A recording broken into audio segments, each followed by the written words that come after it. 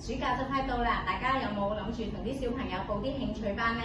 我兩個小朋友由上年暑假開始，佢哋就報咗攀石運動。攀石運動好需要全身肌力嘅協調嘅，咁特別係初學者咧，手力咧係好需要嘅。咁今日同大家分享下點樣去訓練翻我哋老鼠仔肱二頭肌嘅力量嘅。我而家示範下解，放緊地面。攬一隻腳向前，大概踩住個中間，留意翻兩隻腳之間要分闊翻，好似我哋身體嘅闊度差唔多，以確保我哋係平衡嘅。咁我哋嘅手揸住嘅繩尾，然後繞一個圈，唔好紮住啲手指，否則會唔舒服嘅。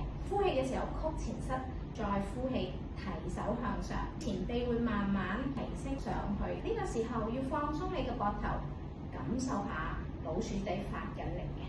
我哋再吸翻啖氣，呼氣慢慢落嚟。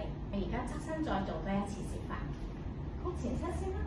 呼氣嘅時候，提我哋嘅前臂向上，01、02、03、04、05、06、07、08。